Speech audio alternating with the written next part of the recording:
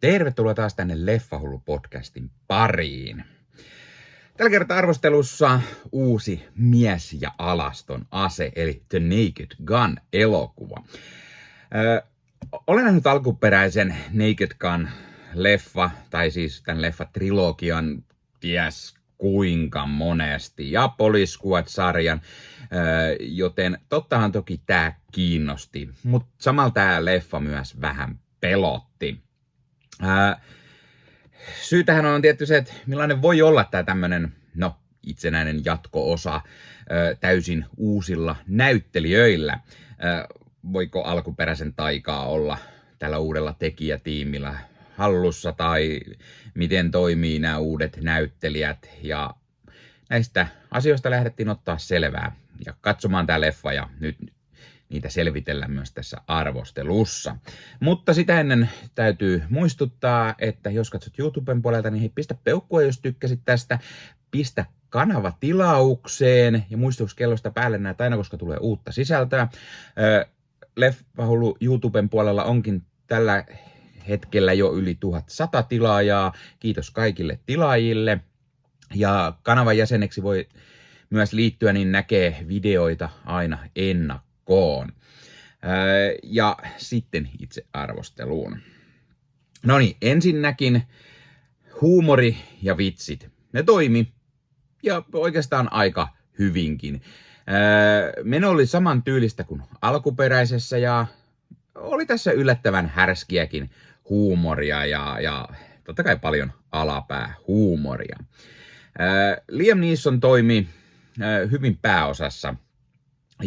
Ja hänen tämä Frank Drebin Jr. oli yhtä koominen Nero-sekoilija kuin isäukko Drebin, jota näytteli Leslie Nielsen. Pamela Anderson toimi myös hyvin tässä leffassa naiskaunottarena ja heidän keskenäinen kemia toimi varsin hyvin. Paul Walter Hauser oli taas varsin toimiva Ed Hogan Jr. Vähän oltaisiin ehkä saatu käyttää vielä tätä hahmoa enemmän, mutta semmoinen hyvä, solid sivuhahmo. Danny Huston puolestaan leffan pahiksena on varsin oiva veto. Huston nyt usein näyttelee tällaisia pahishahmoja ja tämä oli varsin toimiva.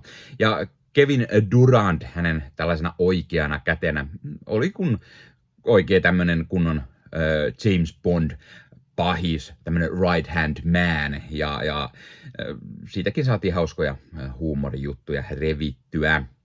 Ja leffassa on myös paljon hauskoja tämmöisiä pikkukameoita, joista tässä nyt en puhu sen enempää, ei lähde niitä spoilaamaan.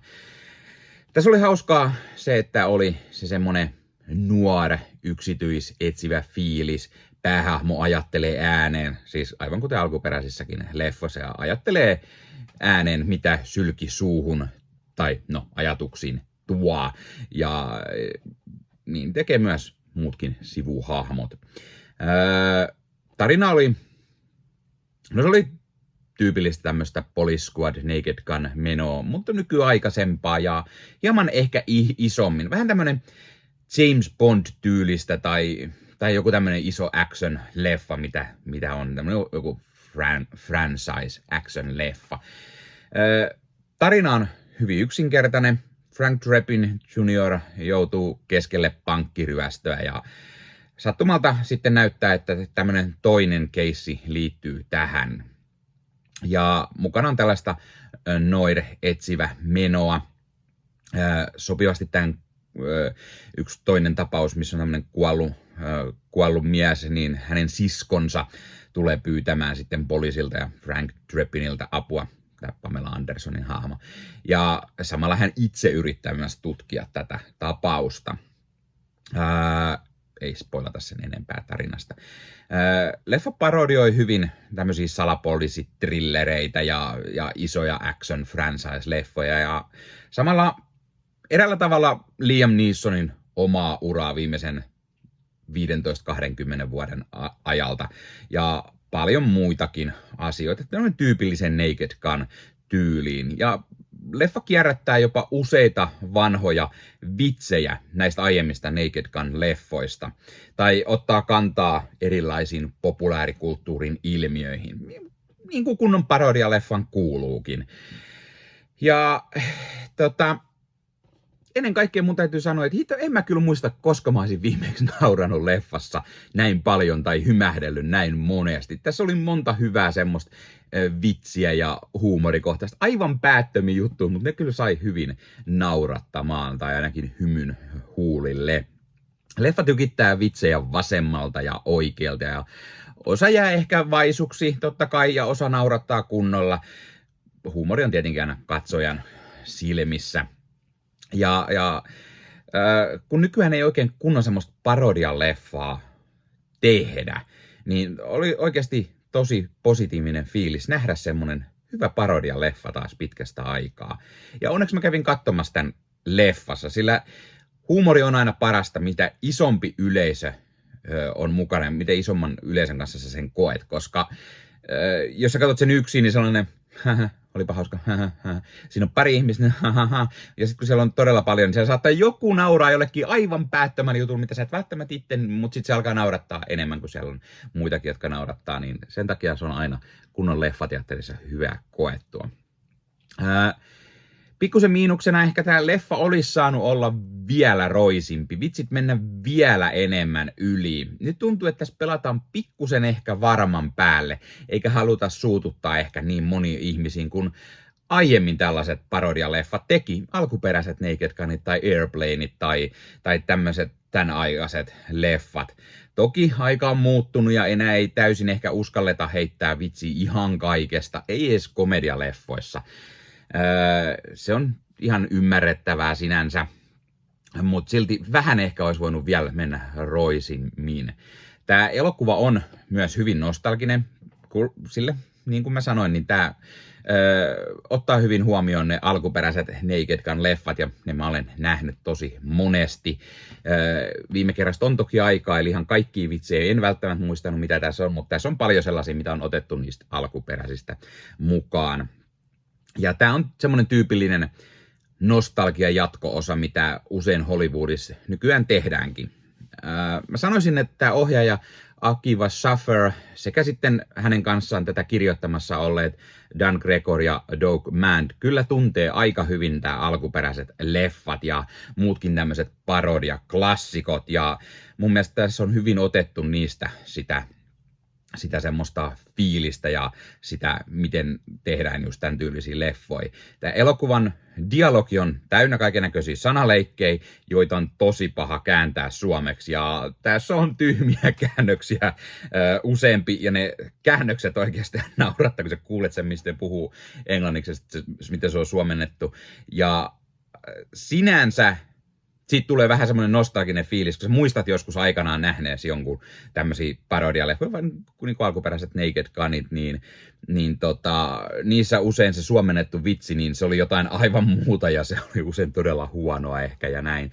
Ja sä naurat sillä alkuperäisellä, että sillä suomalaisella, että tämä on niin tyhmästi suomennettu. Sitten tulee sinänsä pieni nostalginen fiilis myös.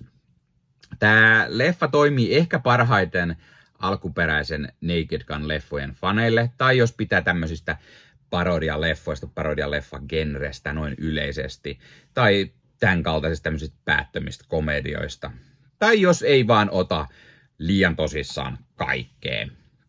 Tämä leffa kestää sen ihan karvan alle sen 1,5 tuntia, joten tämä ei ole turhan venytetty, vaan just semmoinen passelin pituinen.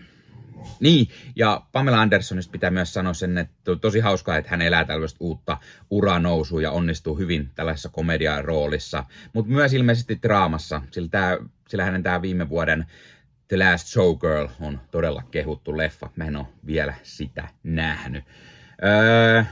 Kyllä, meikäläisen tämmönen hölmö huumori uppoaa, ja mä antaisin tällä arvosanaksi semmosen 8/10. Eli kyllä mä suosittelen, jos haluat nähdä kunnon semmoista päätöntä komediaa, mies ja alaston asetyyliin, Naked Gun. Sä tiedät millaisia siinä on, jos sä oot nähnyt ne alkuperäiset, niin siinä saa nauraa. Ja mun mielestä Neeson toimii hyvin tämmöisenä, vähän niin kuin Leslie Nielsen oli, vakava, täysin vakavalla naamalla tekee täysin hölmöjä juttuja ja se on hauskaa ja siinä on paljon hauskaa tyhmää alapäähuumoria, niin toimii aina meikäläiselle. Ja nyt myös koodilla LEFFAHULLU saat 10% alennuksen kulttileffakaupasta.